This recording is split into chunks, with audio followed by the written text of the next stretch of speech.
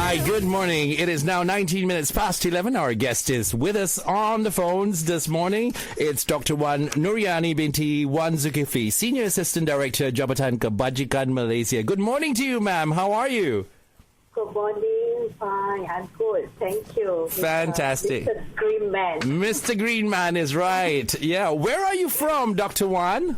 Actually, I'm from Kelantan. From Kelantan? Yeah. How is the weather? Sorry, go ahead. Now I'm in Putrajaya. Now in Putrajaya. Oh, I see. So do you miss Kelantan? Yes. Of course. What do you miss most in Kelantan? Food. My family. Wow. Oh, lovely. Well, best regards to your family this morning over there. And coming from Kelantan, you're no stranger to floods that happen in Kelantan all the time. Yes. Right. So when you were growing up, were you troubled by the floods? Was it something that's been going on for ages? Actually, my place not affected with floods. Mm-hmm. My place in Masyarakat. Right. But my job place at the Kuala Krai always floods every year. Wow. And now I'm working at Putrajaya, JKM Putrajaya. Right. And you've been there for how many years already? It's 40 years old. For 40 years already? 40 years. Sorry, 40 years. Yeah. Already. Wow. So you must be very comfortable with your place of work, yeah? Yes, of course. Fantastic. Now you're the Senior Assistant Director of Jabatan Kebajikan, Malaysia, Psychological Intervention Counseling to Flood Victims. Okay, let's start with the questions over here. Yeah, ma'am? What are the roles of JKM during disasters, especially natural disasters such as floods? Okay, thank you, Mr. Actually, flood disasters frequently happen in Malaysia compared to other natural disasters and involving many victims. Okay, 4 roles of the Social Welfare Department during a disaster, especially due to flood. The role is opening and operating a temporary evacuation center in the safety place endorsed by government. Second, victim registration at the center. Third, providing the basic needs of the victim, especially those staying at the evacuation center, and providing counseling services focus on crisis intervention for the disaster victims. And this will be explained more in our topic today. Lovely. Okay. Can you please explain what psychological intervention counseling for flood victims is? Okay. Actually, psychology and counseling intervention is main task for the psychology officer in JKM towards flood victims. This role focuses on psychological support crisis intervention, and this element of recovery is implemented for the flood victims in order to help them from being affected psychologically or traumatized by disaster. And the main objective of this intervention is to provide a psychological support towards victims to be in the best state of their well-being. Directly help them on coping mechanism to handle well their life after flood. Actually, the intervention are crucial since the victim have issues such as unstable emotional. It actually happen due to loss of a property. Some even lost their family members, and then they also they are. Several states have episodic floods almost every year. It may lead to tiring situation, frustration, anxiety, and sadness among the people. This may affect their psychology well-being. Right. And you have people from all ages, yeah? And everybody's lost something that is very dear to them, right? Yes. And for your information, Mr. Green, post-traumatic stress disorder can happen if the traumatized victim didn't get a psychological counseling and counseling intervention at the beginning. That's why we do the intervention early, the beginning of when the situation happens. We do the intervention and we help the victim. That's right. Well, not having been a victim of a flood or anything like that. I mean, when it happens, people are, like you mentioned, traumatized, and people are going through all kinds of emotions. And sometimes it might not be easy to talk to them at that moment, right? So that's when your team moves in straight away and they start to get the person comfortable or something. How does it work, ma'am?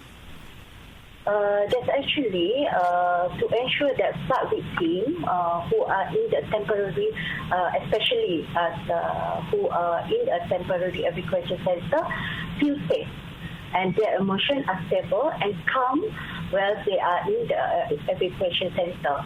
That we know their homes and their life was affected when disaster happened. But when they in at our evacuation center, we can come and feel stable because we provide anything. We provide food, we provide a safety place, and also psychology needs for them. Right. And so your team also has, you've got people of all races sometimes affected.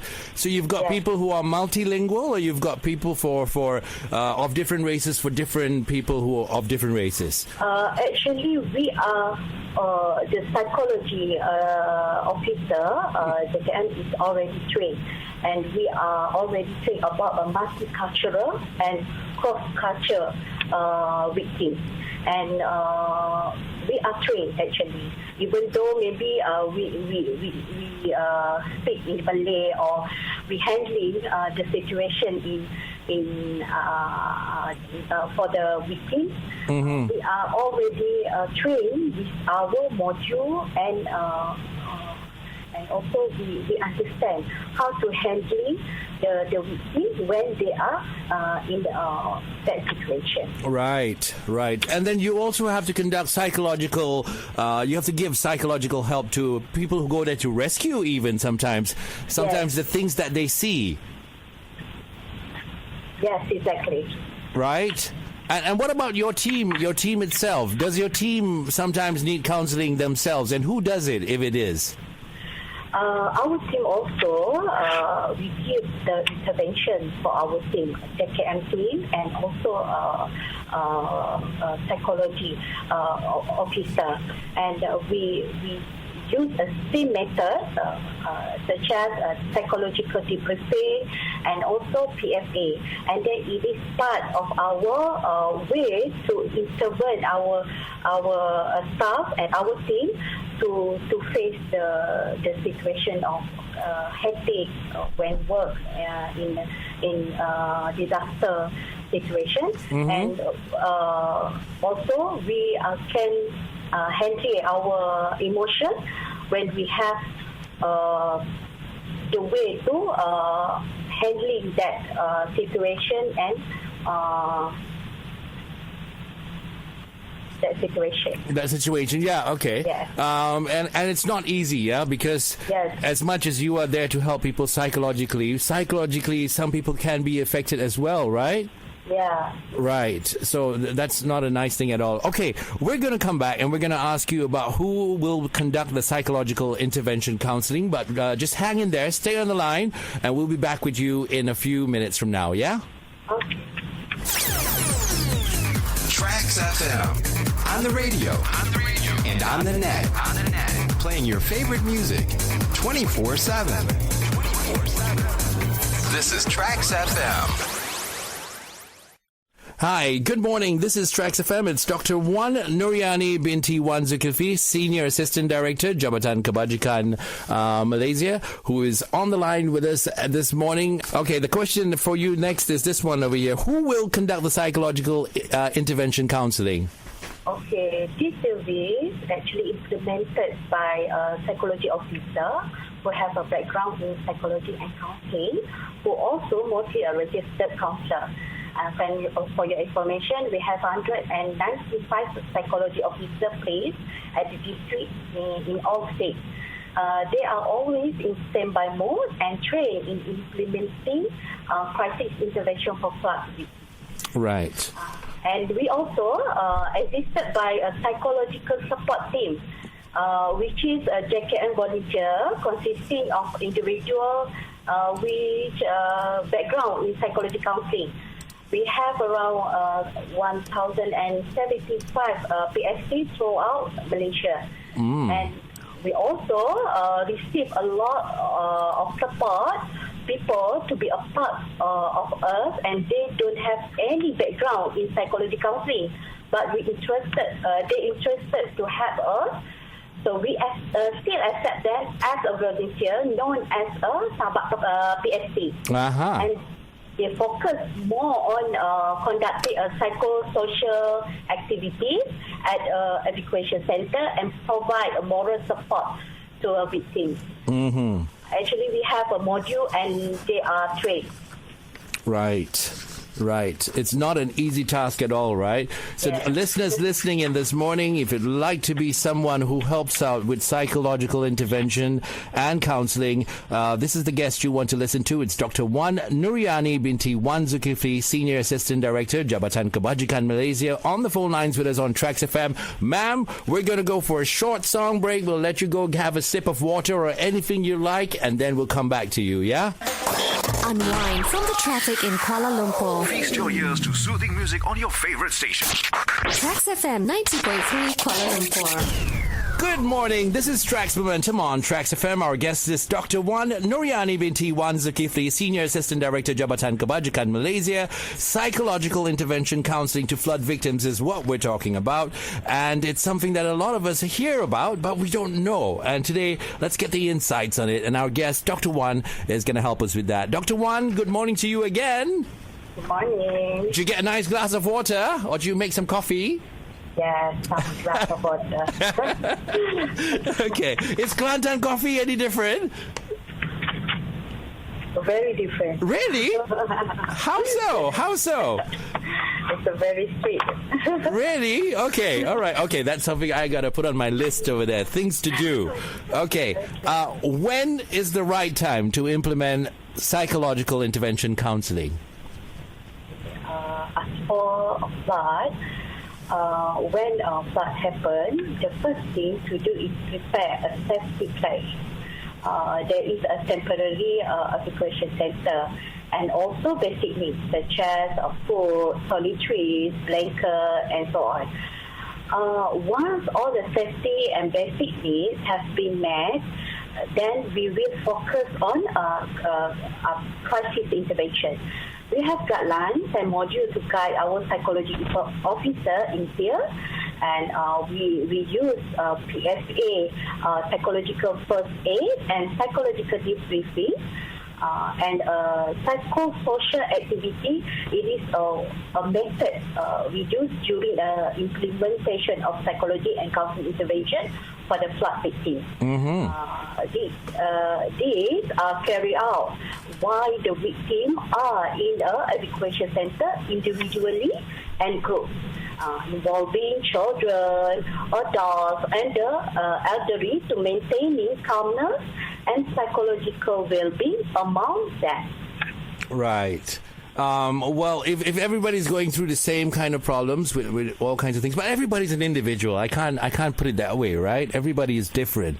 So you have to read the person altogether before you start talking to the person and planning what to do for the person, right? Yes.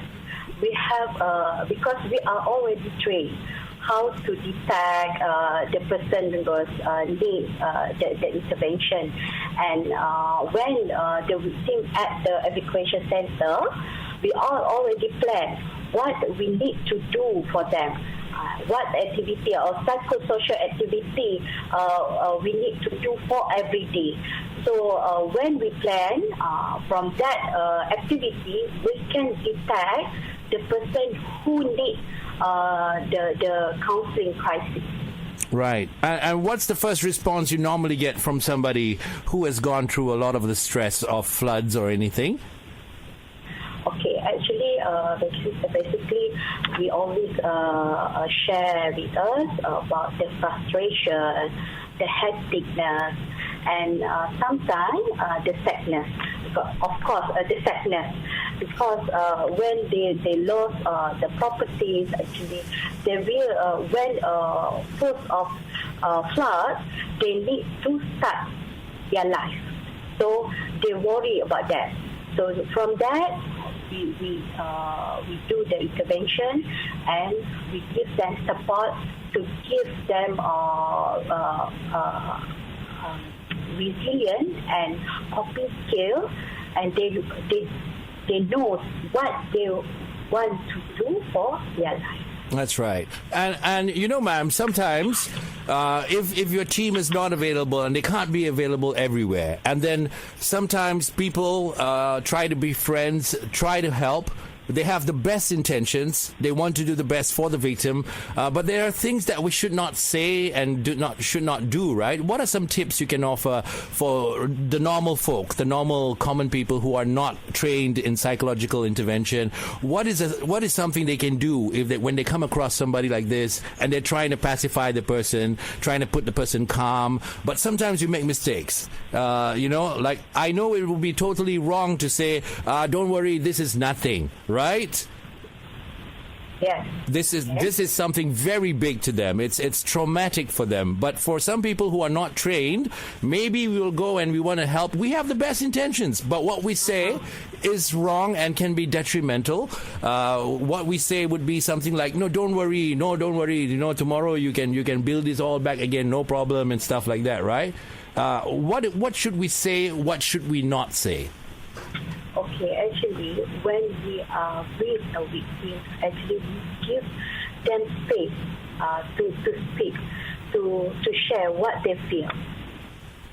We hear what they feel and give them support. Actually, sometimes we cannot say always. We always say sabar. Okay, sabar is good. Patience is good. But sometimes in that stress situation, we cannot use that word.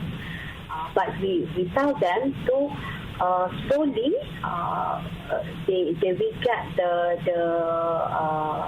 the support from what we hear and what we talking to them.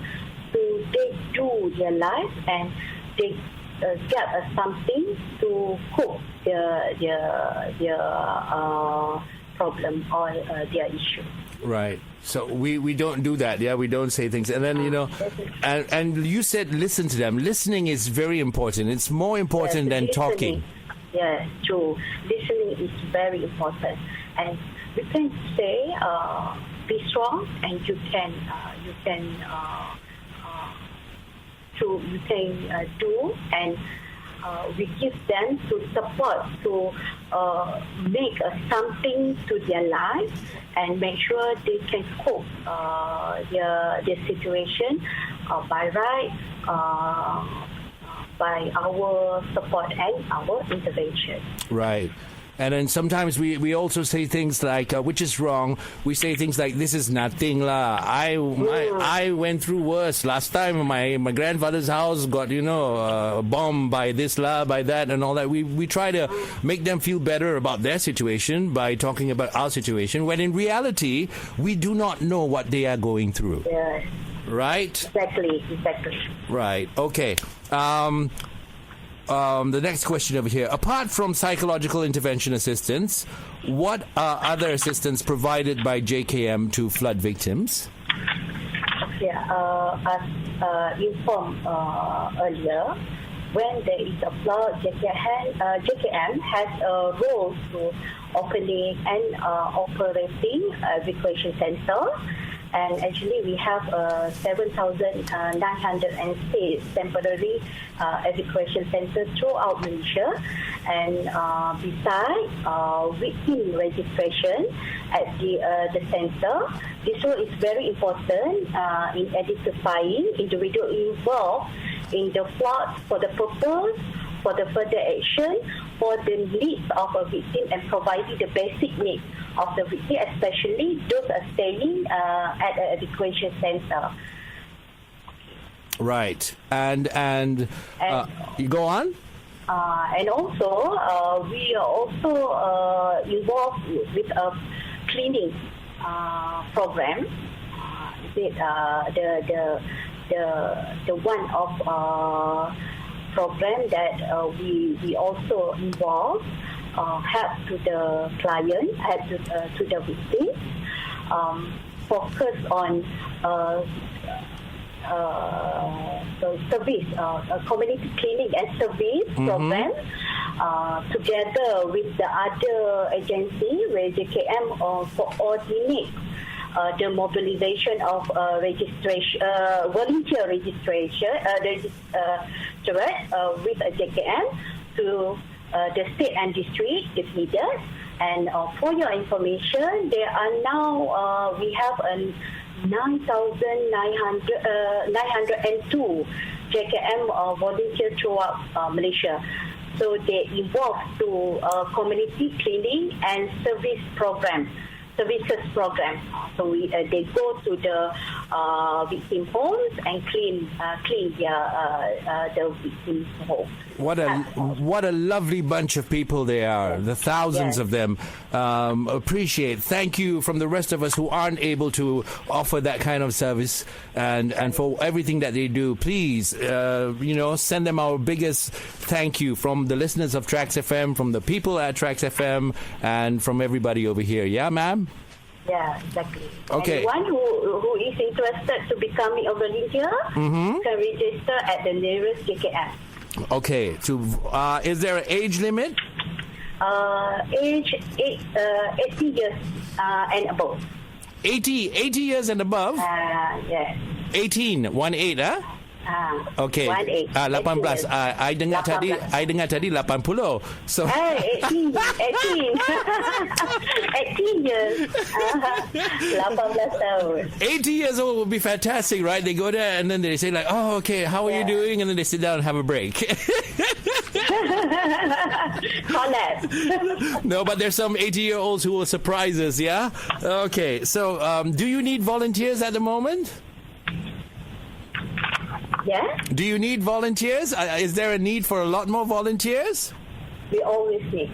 Always need volunteers. Fantastic. Okay, any message to the victims affected by floods? Okay, for the message, seek for professional help if you or a family member have a psychological affected after facing a disaster and any crisis situation. JKM psychology officer are ready to help you. The service not only focus on victim at evacuation center. To those who have a crisis in life, they also can to get our services at the nearest JKM district office, or you can make a call to Talian Kasih 15999. 15999 Talian Kasih, yeah? Yes. All right, folks, put that down on your phones right now. Talian Kasih 15999. Yeah? Anything else you'd like to add on, ma'am? That's all. Kelantan has the best coffee. Yes, Kelantan has the best coffee and best food. And best food, and we must try it, right? Okay, we must be. Once again, thank you to everybody at JKM for all the help that you do all the time. A lot of times, the unsung heroes. We appreciate what you do. Thank you. Thank you very much. Thank you for having us. And thank you, Dr. Wan Nurayunee binti Wan Zulkifli, Senior Assistant Director, Jabatan Kebajikan Malaysia, for joining us this morning on TRAXXfm and helping us out understanding psychological intervention counseling to flood victims. You have a fantastic day and a lovely cup of coffee, ma'am. Thank you. Bye-bye. Bye. See you again. Unwind from the traffic in Kuala Lumpur. Feast your ears to soothing music on your favorite station. TRAXXfm 90.3 Kuala Lumpur.